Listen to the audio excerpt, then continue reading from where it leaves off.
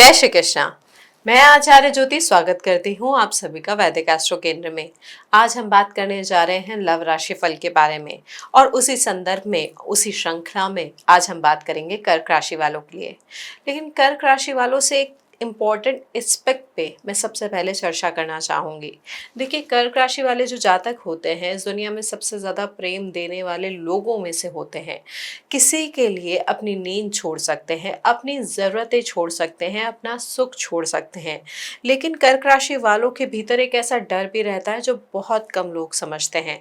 ये डर है कि जो आप देते हैं वो रिटर्न होगा या नहीं। एक बार जब कोई आपका भरोसा तोड़ देता है तो आप एक दीवार बना लेते हैं और फिर उस दीवार के पीछे बैठकर दुनिया को देखते रहते हैं, मुस्कुराते हैं, केयर भी करते हैं, लेकिन अंदर से उस दीवार को और मजबूत करते जाते हैं। देखिए, कर्क राशि की सबसे बड़ी लव ट्रेजेडी ये नहीं है कि आपको प्रेम नहीं मिलता, बल्कि यह है कि आप प्रेम को आने ही नहीं देते क्योंकि आप उस दर्द से डरते हैं जो पिछली बार हुआ था। और मैं आज आपको वह खबर देने आई हूँ जो शायद आप सुनना चाहते हैं। जून 2026 में आपके लिए ग्रहों ने जो अलाइनमेंट बनाई है वह 12 राशियों में सबसे शक्तिशाली है।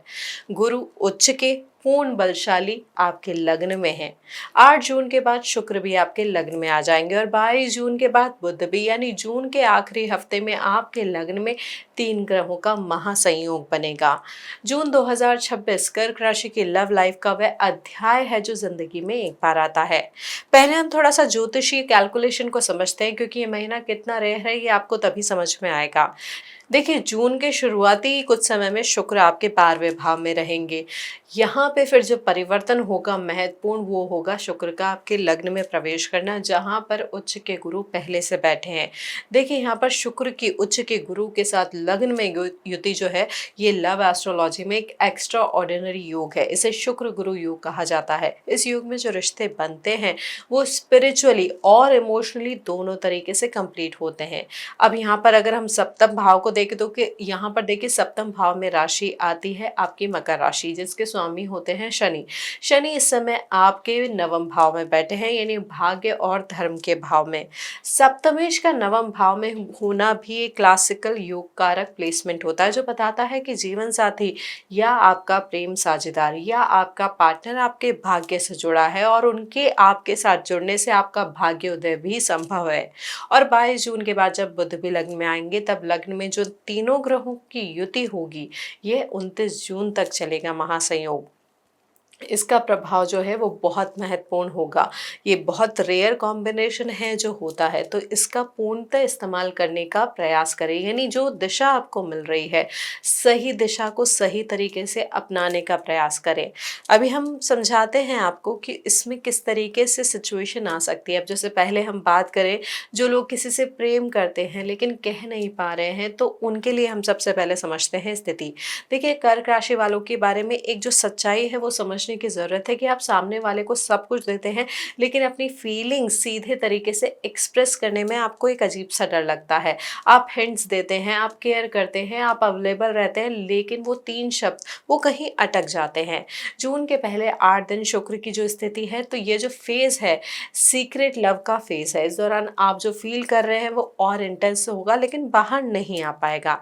8 जून के बाद सब बदलता हुआ आपको नजर आएगा। शुक्र आपके जैसे ही लग्न में आएंगे उच्च के गुरु के साथ युति करेंगे, आपकी पर्सनालिटी में एक वार्मथ आएगी, एक ओपननेस आएगी जो नॉर्मली नहीं होती है। सामने वाला ये चेंजेस नोटिस करेगा, वह कंफ्यूज होगा कि अचानक इतने अलग क्यों हो गए हैं, इतने अलग क्यों लग रहे हैं, और यही कंफ्यूजन उन्हें आपके करीब लेकर आ सकता है।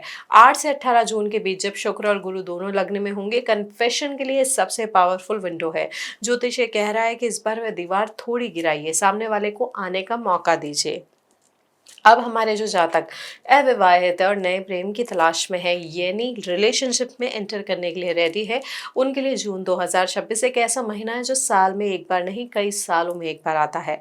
यहाँ पर देखिए जो शुक्र की स्थिति है और गुरु के साथ उनकी युति है, तो नया प्रेम सिर्फ आता नहीं है, वो आपके पास खुद से चल कर आता है। आपको ज़्यादा एफर्ट्स नहीं करने पड़ते हैं, बस अवेलेबल रहना होता है। यहाँ पर 8 जून के बाद से आपकी प्रेजेंस में एक मैग्नेटिक क्वालिटी आएगी जो आप खुद भी महसूस करेंगे। लोग आपकी तरफ आकर्षित होंगे आपकी डेप्थ से, आपकी केयर से, आपकी उस जेन्युइननेस से, जो आज की दुनिया में बहुत रेयर है। जो व्यक्ति आएगा वो इमोशनली मैच्योर भी होगा, वह आपको फिक्स करने की कोशिश नहीं करेगा बल्कि आपको एज यू आर एक्सेप्ट करेगा। शनि आपके नवम भाव में है, इसका मतलब यह है कि रिश्ता किसी भाग्यशाली मुलाकात से शुरू होगा, कोई स्पिरिचुअल प्लेस, कोई ट्रैवल या कोई ऐसा कनेक्शन जो कोइंसिडेंस नहीं लगेगा।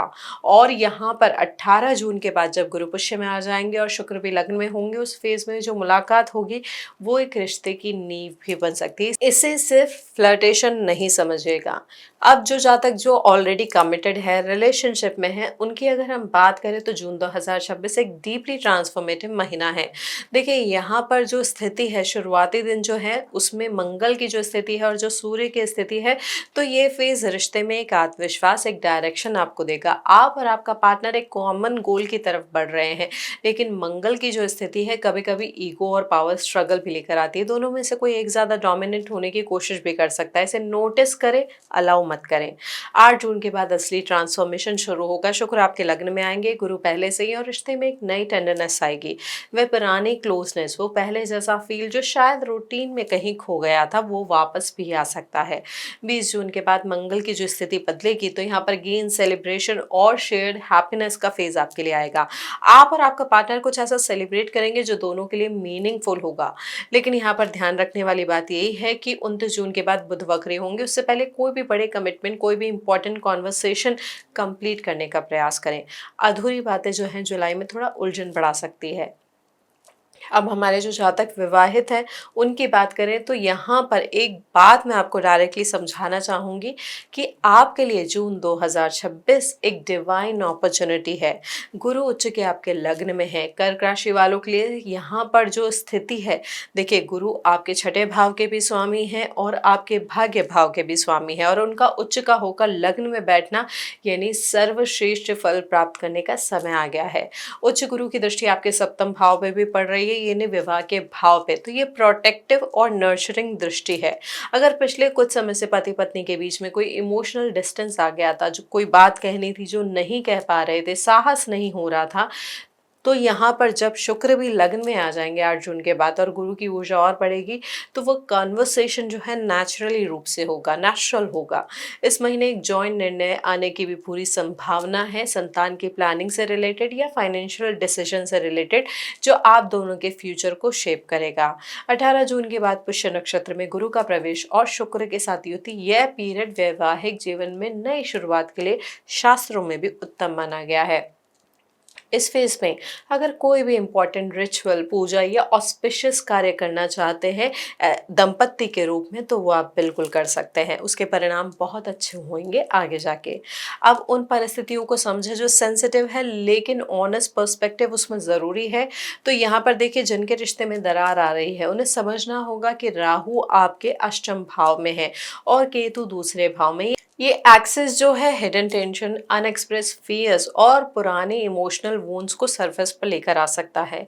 कर्क राशि वाले जब हर्ट होते हैं ना तो विड्रॉ करने लग जाते हैं और यही विड्रॉल सामने वाले को कंफ्यूज कर देता है। जून में यह पैटर्न जो है ब्रेक करने का आपको मौका भी मिलेगा। गुरु उच्च के जो हैं तो वो आपको वो करेज देंगे जो आपके भीतर है, लेकिन जो डर के नीचे कहीं ना कहीं दब गया था। अगर कोई रिश्ता टूट रहा है तो पहले एक बार जेन्युइनली बात करने का प्रयास करें, क्योंकि इस महीने जो ऑनेस्ट कॉन्वर्सेशन होंगे उसमें हीलिंग की ज्यादा संभावना है, एंडिंग के नहीं। और जो फॉरबिडन अट्रैक्शन होते हैं, अफेयर्स होते हैं या इमोशनल डिपेंडेंसी किसी और की तरफ फील हो रही हो, तो यहाँ पर देखिए ये समझिए कि राहु अष्टम भाव में एक सीक्रेट ऑब्सेशन की एनर्जी दे रहे हैं जो रियल नहीं है, बस इंटेंस है। ये इंटेंसिटी असल में आपकी अपनी अनमेट इमोशनल नीड्स है, उसे पहचाने, किसी बाहरी इंसान में नहीं, अपने भीतर। तो दर्शकों, कुल मिलाकर जून 2026 कर्क राशि के प्रेम जीवन का वो अध्याय है जो 3 फेजेस में खुलता है। शुरुआती समय है एक अंदरूनी तैयारी का, यहाँ पर शुक्र द्वादश में है और भावनाएं इंटेंस है। दूसरा जो पीरियड है मध्य में, महीने के जो 8 से 21 जून तक का समय है, तो यहाँ पर कन्फेशन, न्यू लव और कमिटेड रिलेशनशिप में एक नई वार्मथ का गोल्डन फेस आपके लिए बन सकता है। तीसरा जो है महीने के अंत का समय, तो यहाँ पर ये 3 जो स्थिति है ग्रहों की, ये बहुत ही अच्छी है। बस यहाँ पर कोई भी ओवर एनालिसिस, ओवर कमिटमेंट या फिर अपनी वाणी में थोड़ा संयम रखने का प्रयास करें। तो देखिए यहाँ पर चीज़ों को आप अगर समझ के चलेंगे तो आपका प्रेम जीवन बहुत ही अच्छा जाएगा। कर्क राशि की सबसे बड़ी लव स्ट्रेंथ यही है कि जब आप किसी को फुल्ली एक्सेप्ट करते हैं तो वो इंसान जीवन में पहली बार फील करता है कि कोई उसे रियली देख पा रहा है। यही आपकी सुपर पावर है। इस जून में बस एक काम करना है आपको, जो आपने दीवार बनाई है ना अपने आप को बचाने के लिए, उसमें एक दरवाज़ा रखें। गुरु उच्च के हैं, शुक्र भी वहाँ आ रहे हैं, तो जो आएगा वो तोड़ने नहीं बल्कि संभालने आएगा। इस बात पर भरोसा करें। दर्शकों, ये था हमारा विश्लेषण। अगर ये आपको विश्लेषण अच्छा लगा हो, आप कनेक्ट कर पा रहे हो, तो कमेंट पे अपनी राय ज़रूर बताएं और इस वीडियो को लाइक करें, शेयर करें और बेल बटन दबाकर चैनल को सब्सक्राइब ज़रूर करें। जय महाकाल।